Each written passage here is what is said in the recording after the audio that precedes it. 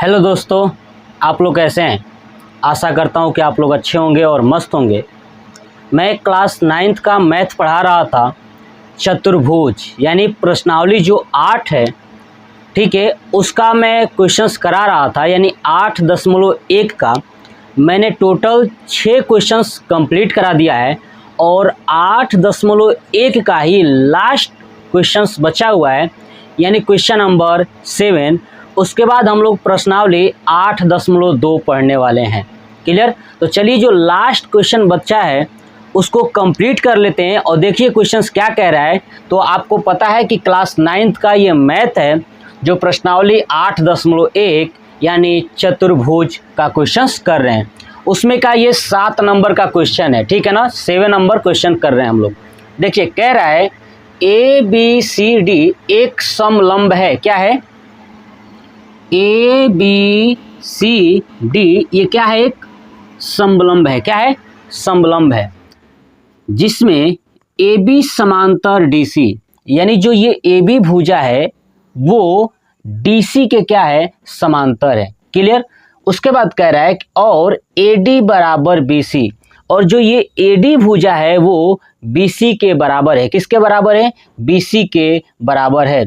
तो दर्शाइए कि कोण A बराबर कोण B, है ना, यानी ये वाला कोण A और कोण B बराबर करना है। दूसरा कोण C बराबर कोण D, यानी कोण C और कोण D को बराबर करना है।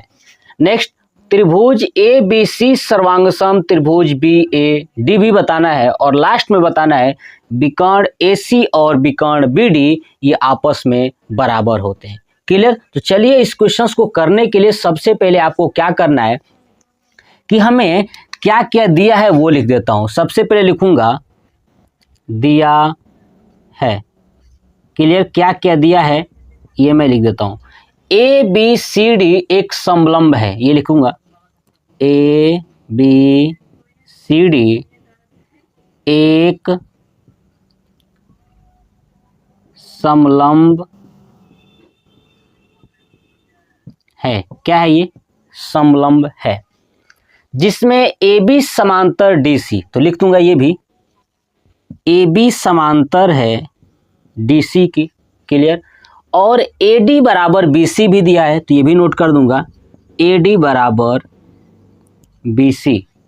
तो दर्शाइए कि, यानी अब वहां से सिद्ध करना है, तो नीचे लिखूंगा सिद्ध करना है। क्या करना है? सिद्ध करना है। तो आप देखिए, जब ये सिद्ध करना है तो जो ये 4 चीजें सिद्ध करना है ना, इसी को आप लिख लोगे। तो 1 2 3 और 4, आप इन चारों को यहां पे लिख लीजिएगा। क्लियर। चलिए, अब हम लोग इसको सिद्ध करते हैं।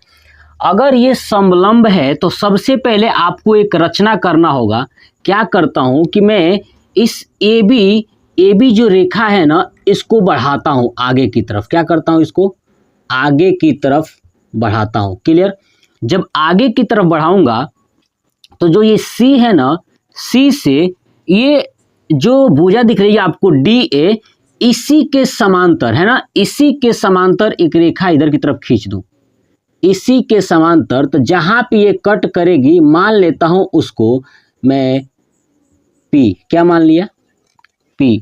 अब आप ध्यान से सुनिए, मैंने क्या किया कि AB रेखा को आगे की तरफ बढ़ाया और C से, ठीक है, शीर्ष C से DA के समांतर एक मैंने रेखा खींचा, और जो AB आगे की तरफ बढ़ी है उसको कहीं ना कहीं ये प्रतिच्छेद करेगा। क्या करेगा? प्रतिच्छेद करेगा।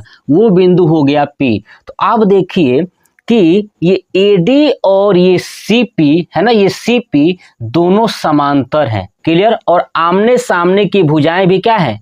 समांतर है। जब ये आमने सामने की भुजाएं और इधर भी समांतर है, इसका मतलब ये ABCD एक समांतर चतुर्भुज बन गया। क्या बन गया? समांतर चतुर्भुज बन गया। तो सबसे पहले मैंने क्या किया? खींचा, तो ये लिखूंगा रचना में। क्या लिखूंगा? रचना।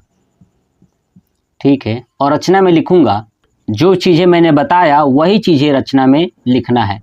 तो रचना में लिखूंगा कि AB भुजा को बढ़ाने पर, है ना, AB भुजा को क्या करने पर, बढ़ाने पर शीर्ष C, देखिए C से DA के समांतर, DA के समांतर एक रेखा खींचने पर AB भुजा, देखिए ये जो AB भुजा है ना, AB भुजा के बिंदु P पर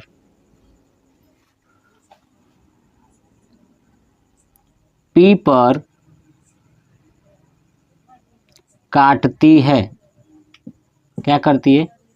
P पर काटती है। तो देखिए P पर वहां पे कट हो गया। इसका मतलब कह सकता हूं कि AP समांतर DC। देखिए ये पूरा अब क्या हो जाएगा, AP समांतर DC। ऐसे ही हो जाएगा AD समांतर CP। क्या हो जाएगा? AD के समांतर CP। अतः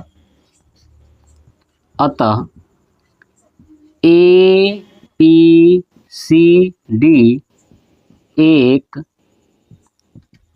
समांतर चतुर्भुज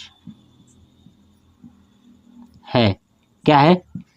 APCD एक समांतर चतुर्भुज है। जब APCD एक समांतर चतुर्भुज होगा तो आप बताइए, ध्यान से सुनिए, अगर ये APCD अगर ये समांतर चतुर्भुज है तो बताइए आमने सामने की भुजाएं क्या होंगी? तो बराबर होंगी। ठीक है, तो आमने सामने की भुजाएं यानी AD बराबर क्या हो जाएगा? CP, है ना, AD बराबर CP। क्लियर? अभी हम लोगों को एक चीज दिया था कि AD बराबर BC है। इसको मान लेता हूं समीकरण 1 और इसको मान लेता हूं समीकरण 2। देखिए क्वेश्चन में दिया था कि AD बराबर BC, है ना, AD के बराबर BC है, लेकिन हमने अभी देखा कि AD बराबर CP भी है। क्यों? समांतर चतुर्भुज से। ठीक है, तो अब दोनों हो गया। अब लिखूंगा समीकरण 1 व 2 से। अब 1 और 2 से आप देखोगे कि AD बराबर BC है, AD बराबर CP है, तो मतलब दोनों में AD बराबर है, तो ये उधर वाला साइड भी क्या होगा? बराबर होगा। मतलब कि BC बराबर CP, है ना, BC बराबर CP, यानी जो ये BC भुजा है वो CP के क्या होगी? तो बराबर होगी। आपको बात समझ में आ गई? ये दोनों भुजाएं क्या हो जाएंगी? बराबर हो जाएंगी। अब हम लोग एक चीज जानते हैं कि जब दो भुजाएं बराबर होती हैं तो इन भुजाओं के सम्मुख कोण भी आपस में बराबर होते हैं। दिख रहा है?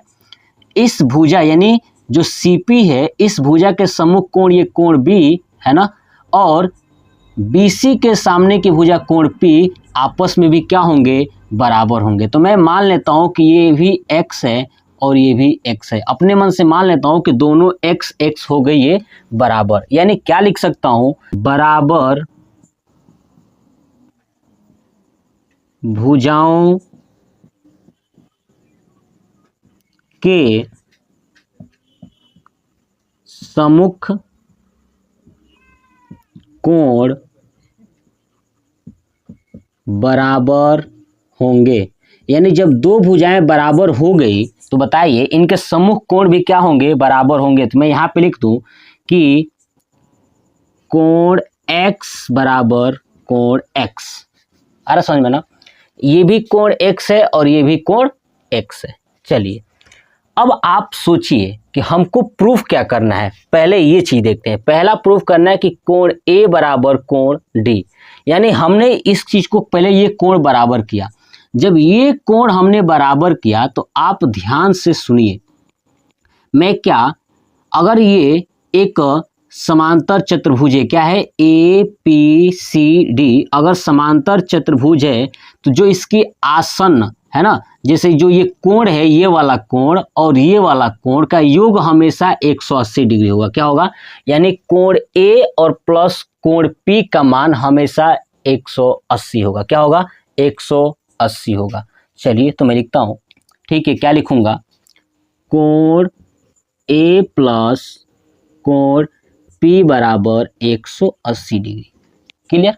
चलिए अब ऐसे ही देखिए ये वाला, जब ये भुजाएं दोनों आपस में बराबर हैं, ठीक है, तो अब सोच के देखिए, जब यहाँ P का मान A के साथ जोड़े हैं तो 180, तो A को B के साथ भी जोड़ेंगे तो 180 ही होगा।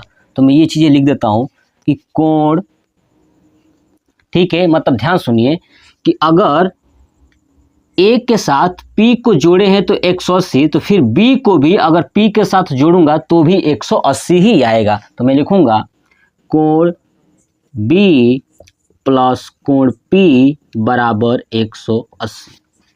क्लियर। अब इन दोनों को सॉल्व करेंगे, इसको मान लेता हूं समीकरण 3, इसको मान लेता हूं समीकरण 4। जब 3 और 4 को सॉल्व करेंगे तो देखिए होगा कोण A प्लस कोण P बराबर कोण B प्लस कोण P। तो कोण P से कोण P कट जाएगा तो क्या बचेगा, कोण A बराबर कोण B। यानी ये हो गया पहला प्रूफ,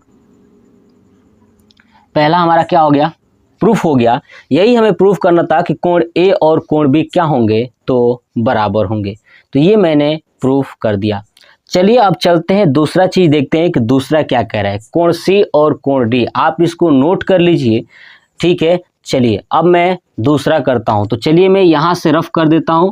आशा करता हूं आप लोगों ने नोट कर लिया होगा। बस आप याद रखिएगा कि कोण A और कोण B आपस में क्या हो गए, बराबर हो गए।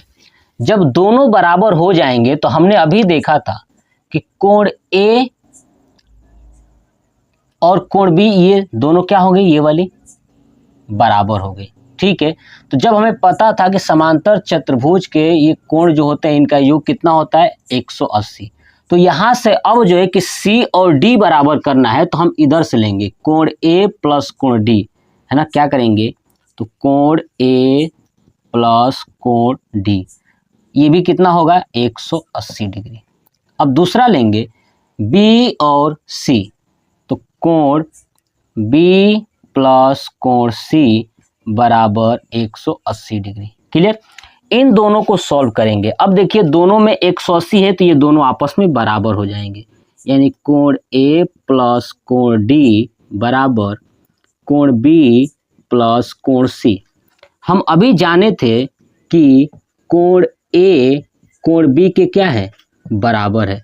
मतलब जहां कोण A है वहां पे कोण B रख दूं तो क्या होगा, कोण B प्लस कोण D बराबर कोण B प्लस कोण C। देखिए B से B कट जाएगा तो क्या बचेगा, कोण D बराबर कोण C। यही तो प्रूफ करना था दूसरा कि कोण C और कोण D आपस में बराबर होंगे। ये भी हमारा प्रूफ हो गया। क्या हो गया, प्रूव्ड हो गया। ये भी हमारा क्या हो गया, प्रूफ हो गया। आप इसको नोट करिए, ये दूसरा क्वेश्चन है, ठीक है। चलिए अब दूसरा क्वेश्चन नोट कर लिए होंगे, मैं आशा करता हूं आप इसको देख लिए होंगे। चलिए अब तीसरा चलते हैं। देखिए अब तीसरा क्या कह रहा है, तीसरा इसमें कह रहा है कि त्रिभुज ABC और त्रिभुज BAD ये आपस में बराबर हैं। देखिए ABC, यानी मैं अगर इसको ऐसे मिला दूं और BAD, ये वाला त्रिभुज आपको दिख रहा होगा। देखिए मैं त्रिभुज को अगर डॉटेड कर दूं, पूरा भर दूं, तो आपको दिख रहा होगा कि ये वाला त्रिभुज है। तो क्या क्या त्रिभुज है, तो लिखूंगा त्रिभुज ABC तथा त्रिभुज BAD में, है ना, ABC और BAD में देखिए जो ABC है और BAD है, इन दोनों त्रिभुज में ये वाली भुजा उभयनिष्ठ है। कौन, AB। तो लिखूंगा AB बराबर AB। किसके कारण? तो उभयनिष्ठ से। किससे? उभयनिष्ठ से। ये उभयनिष्ठ से क्या है? तो बराबर है। क्लियर? अब देखिए, अब हम लोगों ने प्रूफ किया था एक चीज़ कि कोण A और कोण B आपस में क्या है? तो बराबर। लिख दूंगा कोण A बराबर कोण B। ये हम लोगों ने सिद्ध किया है, तो लिख दूंगा सिद्ध किया है। क्लियर? चलिए अब हम लोग देखते हैं। देखिए जो AD भुजा है वो BC के बराबर है, दिया था, तो लिखूंगा AD बराबर BC। ये क्या है? तो दिया है। ये क्या है? दिया है। जो AD भुजा है वो BC के बराबर है, ये दिया था। अब हमें देखिए क्या क्या मिला है। ये मिला S भुजा, ये कोण यानी A, और ये ऊपर वाला S यानी SAS नियम से। SAS नियम से क्या हो जाएगा? ये दोनों त्रिभुज सर्वांग सम यानी ABC सर्वांग सम त्रिभुज BAD, ये दोनों त्रिभुज क्या हो जाएंगे? सर्वांग सम हो जाएंगे। अब चलिए क्वेश्चन नंबर 4 देखते हैं क्या कह रहा है। कह रहा है कि विकर्ण AC विकर्ण BD के बराबर होंगी। देखिए विकर्ण AC कौन सा है? ये वाला दिख रहा है आपको, और ये है BD। आपको दिख रहा है कि ये विकर्ण AC और BD जो है कि दोनों उसी त्रिभुज में है जिस त्रिभुज को हमने सर्वांगसम किया है, तो ये भी क्या हो जाएंगे? आपस में बराबर हो जाएंगे। यानी AC बराबर BD किसके कारण? CPCT से। किसके कारण? CPCT से जो है कि AC और BD आपस में बराबर हो जाएंगे। तो ये था प्रश्नावली 8.1 का लास्ट क्वेश्चन यानी 7 नंबर। ठीक है, मैं आशा करता हूं कि आपको अच्छे से समझ में आया होगा। अगर नहीं आया है तो आप वीडियो को कई बार देखिए और समझिए। छोटे छोटे कॉन्सेप्ट आप समझोगे तो क्वेश्चंस को सॉल्व कर लोगे। ठीक है, तो नेक्स्ट पार्ट में मैं आपको पढ़ाऊंगा 8.2 और वहाँ पे समझाऊंगा कि मध्य बिंदु पर में क्या होता है, उस पर न्यूमेरिकल्स कैसे किया जाएगा। 8.2 हम लोग सॉल्व करेंगे। तो ये वीडियो कैसा लगा कमेंट बॉक्स में कमेंट करके ज़रूर बताइएगा। जय हिंद, जय भारत, वंदे मातरम।